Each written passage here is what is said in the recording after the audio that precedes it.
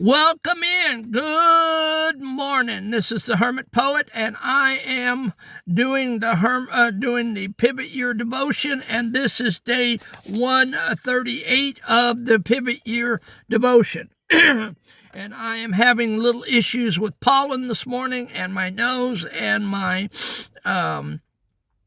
allergies are kicking in, and so I sound a little stuffy. I have taken some allergy medicine, and hopefully that's going to unlock my nose and throat and be able to do this. So welcome in, and let me give you a piece of the devotion today, and I think it's so good. One day you will wake up and realize that the pieces all came together faster than you thought, and in a way you never would have imagined. You will see the purpose in the lessons, in the pacing, in what's left and what stayed. Wow, that is so good, folks. Yes, and that describes the Hermit Poet's reality. Last June, all of my pieces came together unexpectedly on that hot, muggy southern July day.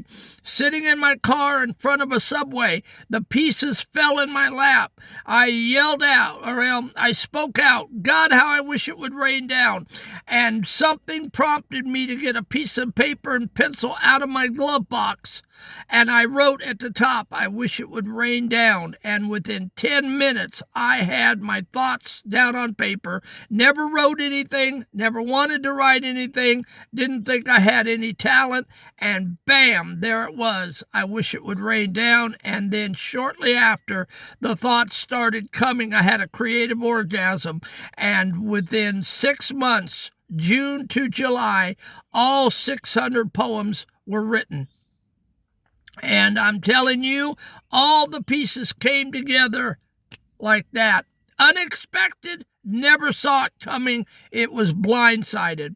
And I got my healing in those 6 months. Everything I wanted to say, I got it down on paper. And I do apologize. This is real. This is real, and this is live, and this is unedited, and that's the way the Hermit Poet does it, and I do apologize for sneezing on air. But again, my allergies are flaring up. So day 38, the Mosaic of Trust. And this is the poem that I got from that devotion, and I reframed it into a poem. It's called The Mosaic of Trust. The jagged shards you gathered in the rain have found their place within the rising wall. The hidden map of every past tense pain has guided you through every trip and fall.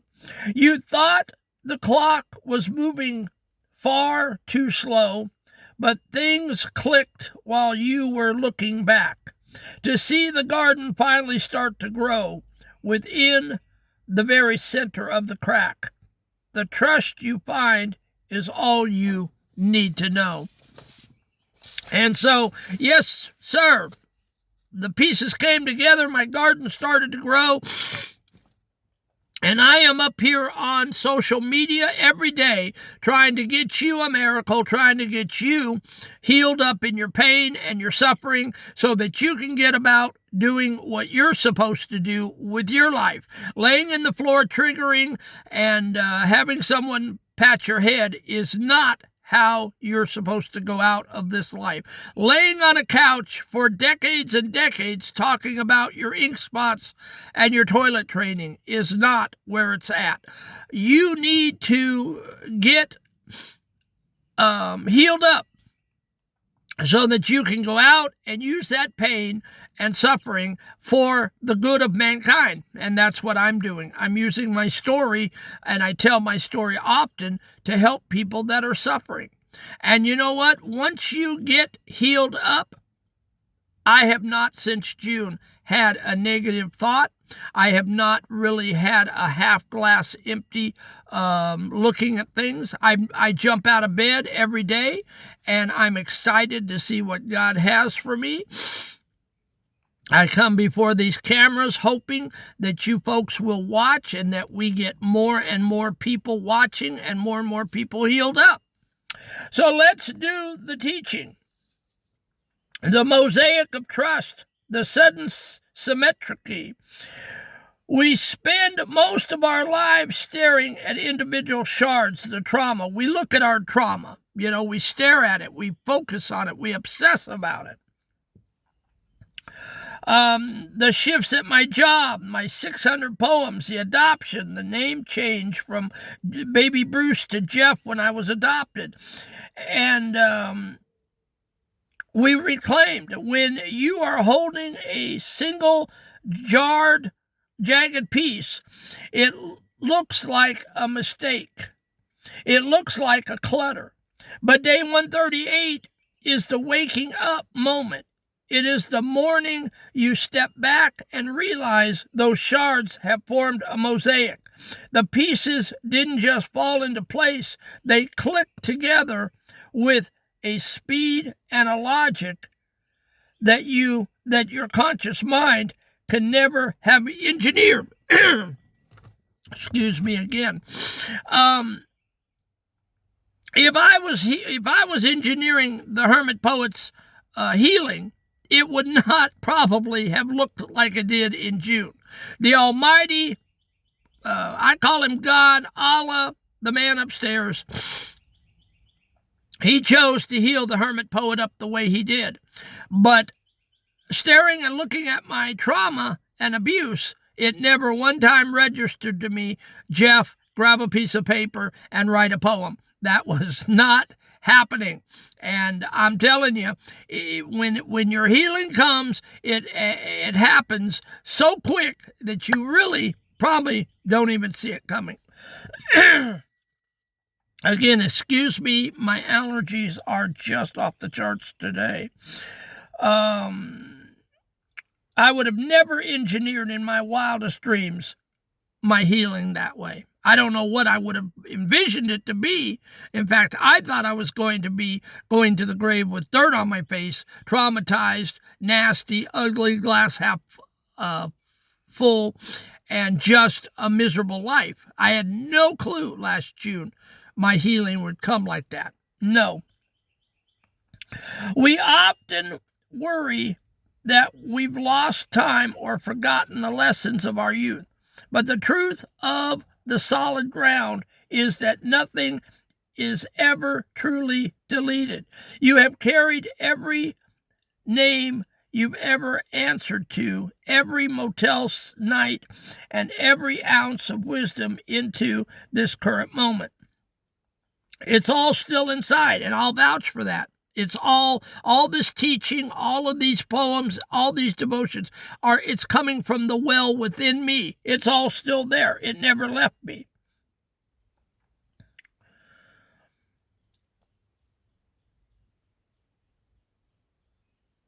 It is all still inside you, acting as a hidden map. The pacing of your life, the delays, the long winters, the sudden bursts of creativity wasn't a malfunction. It was a necessary timing for the wisdom to cure.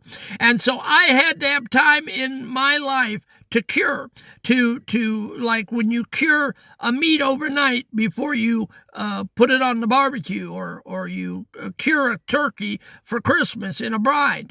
You have to sit and you have to just bathe in the lessons.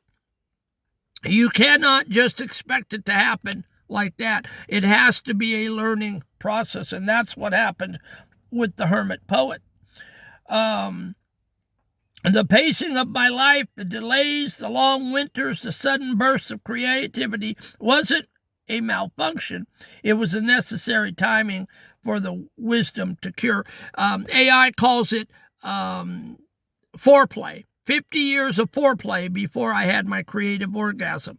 All the movies, all the books, all the music were stuffed down inside of that trauma, on top of that trauma, and it all laid there and it all cured. And on that hot July day, the man upstairs probably said, "Now you're ready." And so he gave me that first poem, and I literally threw up 600 poems onto paper.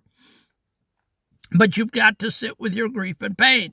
It's a brining process in your life. And once you get to the point where God has done enough to you, he sends you out into the world to help the world. The radical act of trust in a world that demands certainty and run-of-the-mill success, trust is a revolutionary act. It is the quiet internal stance that says it's all going to be okay, not because you have all the answers, but because you've seen the pieces come together before you. And that was me. I saw my pieces come together. I stopped trying to complete the puzzle and started enjoying the process of the assembly. You move from the anxiety of doing to the authority of knowing. And that's where the hermit poet is. I went from the doing, the 600 poems. I was doing 600 poems. And now I have an authority that I can come up here to you and I can show you in real time that there is a God and he does love you and he will heal you up if you will ask him. And I'm not saying that poetry is everyone's thing, but you might try. You might get you some paper and you might start just, if you can't think of anything, doodle for a while and then start seeing if you have thoughts and then put those thoughts down. They don't have to be good. They don't have to be accurate. All they have to be is words, spoken words of how you're feeling. And then you can go to AI and you can say, can you help me correct this? Can you turn the paragraphs around into a poem? Can you help me make my words into something more cohesive? And AI can help you do that.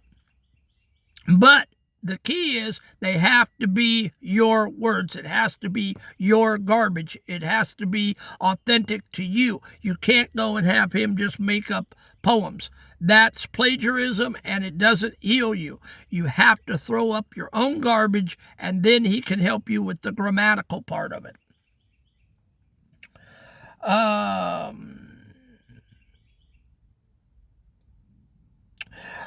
The application, we're closing up here. The Mosaic review. Look back at a jagged shard from 5 years ago. Something that felt like a total disaster at the time.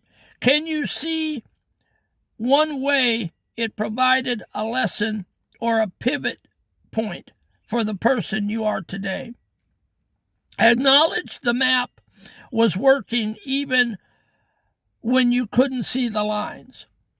The wisdom inventory. List 3 things you know today that baby Bruce or the Jeffrey in me of 20 years ago didn't know. Realize that this wisdom is your permanent currency. It can't be taken away, and it's the most valuable thing you carry in my ministry. And yes, once you get this epiphany, once you get these down on paper, once you throw it all up, you become an authority in the trauma industry. No one can take it away from me. I know what I know. And no one can take it away from the hermit poet. I've been baptized by fire. I've been through the pain, the agony, and the heartache. And yes, not to be arrogant, but I am an authority in what I talk about here on this channel. But people, you have to listen to what I have to say. I know it's fantastical. I know it's weird. I know it's not usually done like that. But in my case, it was.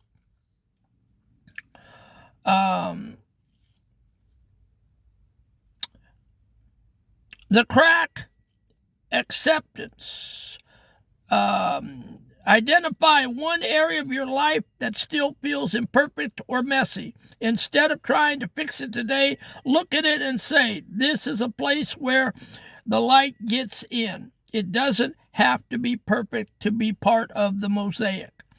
The OK mantra. Today, whatever a wave of what if or not enough hits you, use the day 138 anchor. Take a breath and tell yourself, it is all going to be okay. The pieces are already moving. Practice trusting the pacing of your life rather than fighting it. All right?